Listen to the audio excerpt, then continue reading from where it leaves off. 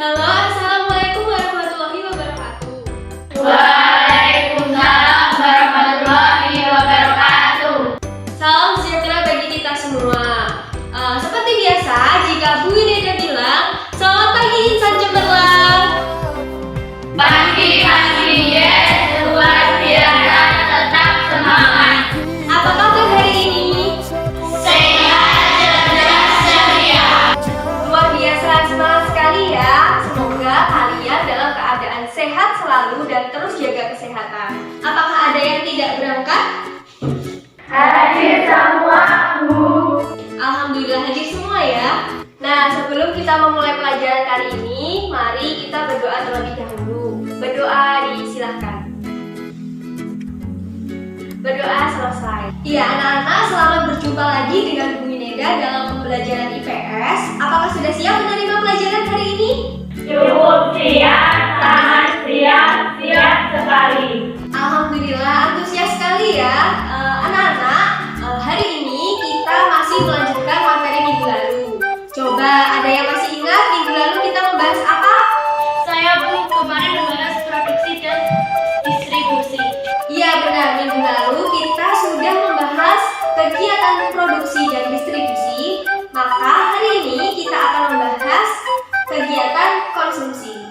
Setelah mempelajari materi kali ini, nantinya kalian diharapkan memahami pengertian kegiatan konsumsi. Kemudian kalian dapat mengidentifikasi pola kegiatan konsumsi.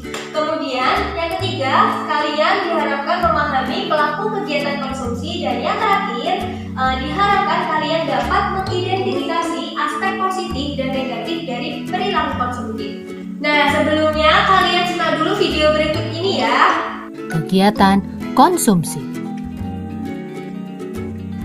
Siapa yang suka atau pernah makan di kafe? Rata-rata dari kita pasti pernah makan di kafe kan? Saat makan di kafe, tanpa sadar kita sedang melakukan kegiatan ekonomi.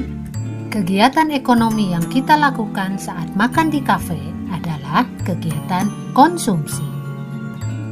Karena kita menghabiskan barang berupa makanan yang kita pesan dan kita menggunakan jasa berupa pelayanan yang diberikan oleh pemilik kafe kepada kita. Nah, dari video yang telah ditampilkan tadi, apa yang kalian cermati? Melakukan kegiatan konsumsi dengan makan di kafe.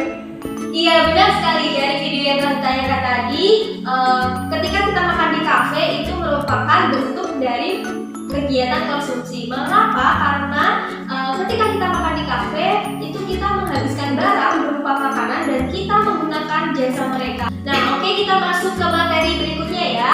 Baik, Bu. Yang pertama, pengertian kegiatan konsumsi.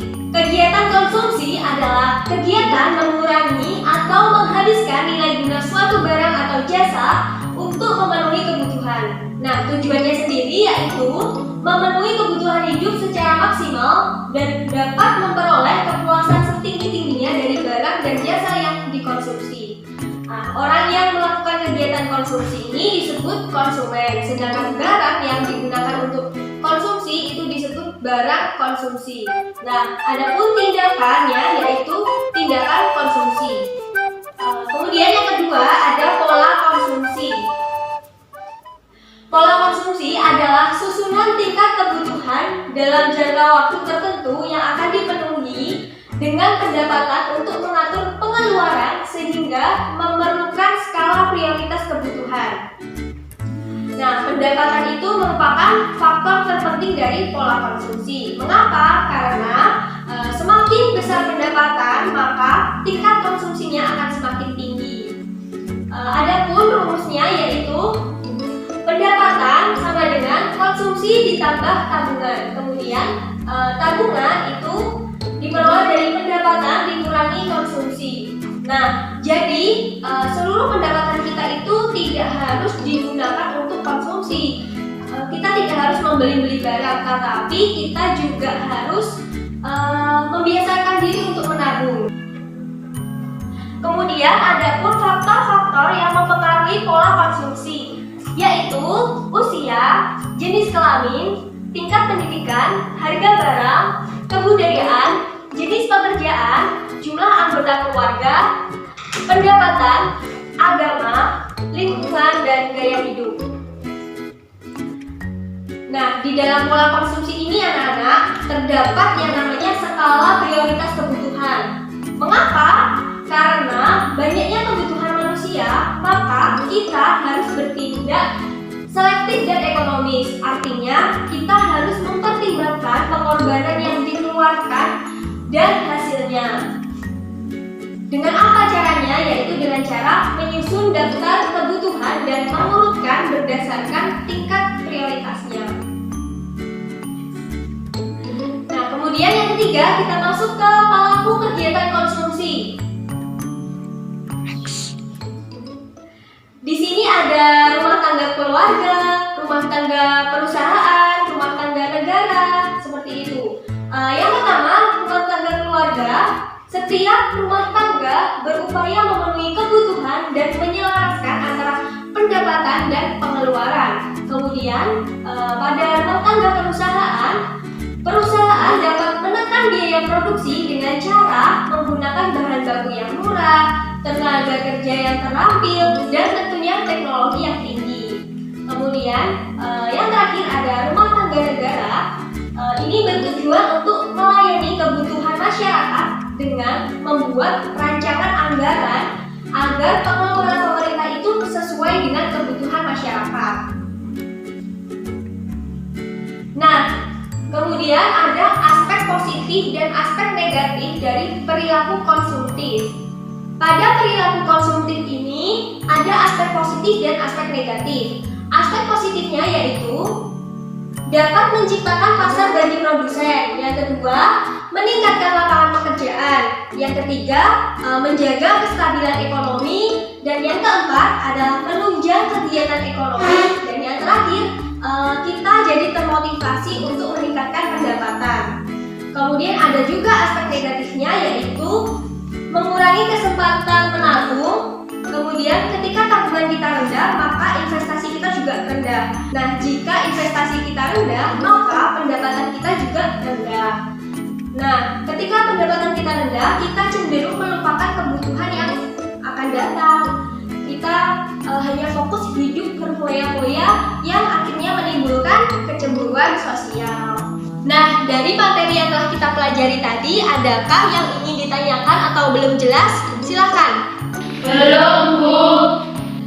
Oke, kalau tidak ada, kita masuk ke agenda berikutnya, yaitu kita melakukan game interaktif secara berkelompok ya. Baik, Bu. Ini tim hijau dan ini tim kuning ya. Baik, Bu. Nah, sekarang silakan kalian membuka websitenya kahot.com ya.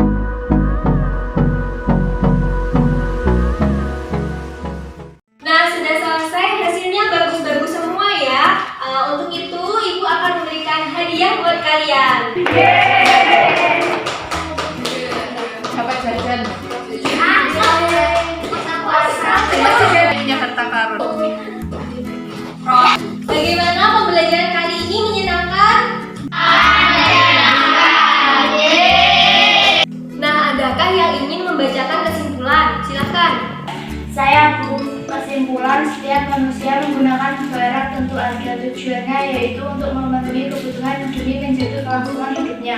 Oleh karena itu, manusia selalu bekerja untuk mendapatkan penghasilan. Semakin besar penghasilannya, maka semakin besar pula pengeluarannya. Nah, iya benar sekali. Ini ya kesimpulan dari pembelajaran kita kali ini.